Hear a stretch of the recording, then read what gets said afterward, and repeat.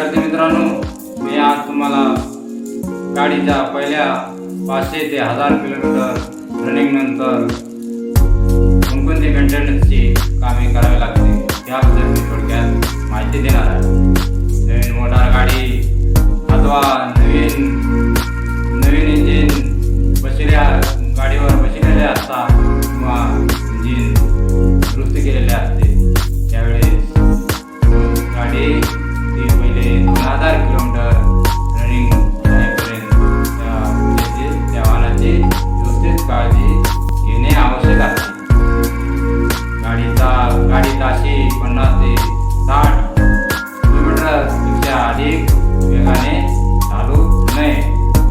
गाडीची 1000 kilometre running नंतर running होताच आपण कोणकोणते देखभाल करणे आवश्यक आहे याबद्दल मी थोडक्यात माहिती देतो. इंजिन ऑइल गरम असताना काढून टाकावे व नवीन योग्य ग्रेडचे ऑइल भरावे. Engine oil filter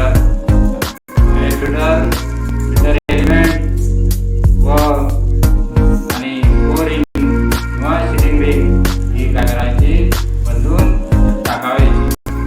oil filter योग्य ग्रेडचे म्हणजेच ऑइल फिल्टर योग्य ग्रेडच्या ऑइलने भरून हिट करावे.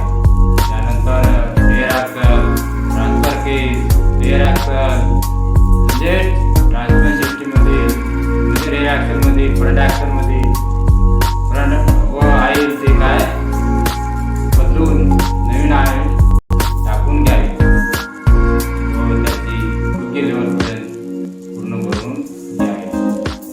नंतर इंजिन गरम असताना सिलेंडर हेड हे ड्रायव्हिंग क्रमाने काय करायचे घट्ट करून घ्यावे.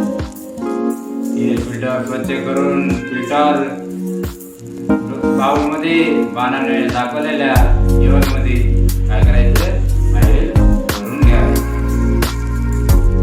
टॅबलेट क्लिअरन्स चेक करावा. योग्य नसेल तर तो सेट करून घ्यावा. बॅटरी माउंटिंग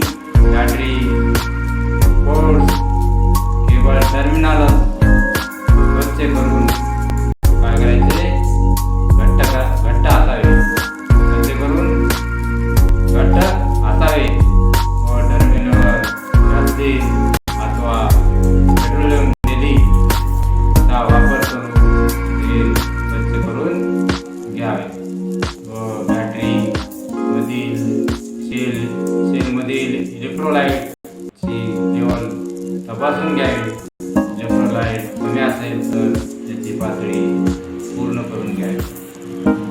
आवश्यकता असल्यास ब्रेक तपासावा व तो ॲडजस्ट करून घ्यावा.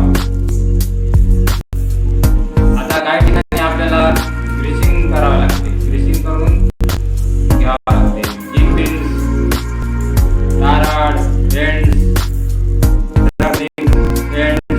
स्टीअरिंग नक्कल joints, accelerator paddle, clutch paddle व ब्रेक पॅडल बुशिंग या ठिकाणी काय करावं लागेल तुम्हाला ग्रीसिंग करून घ्यावे लागते.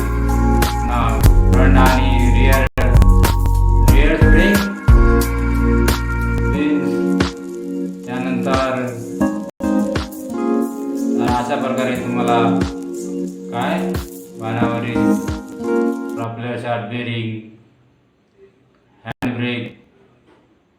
हँडब्रेक शाफ्ट माउंटिंग ब्रॅकेट इत्यादी ठिकाणी आपल्याला जे ग्रीसिंग करून घेणे आवश्यक असते. त्यानंतर आपल्याला नट बोल्ट्स तपासून घ्यावायचे आहे. तर नट बोल्ट्स म्हणजे जर आपल्या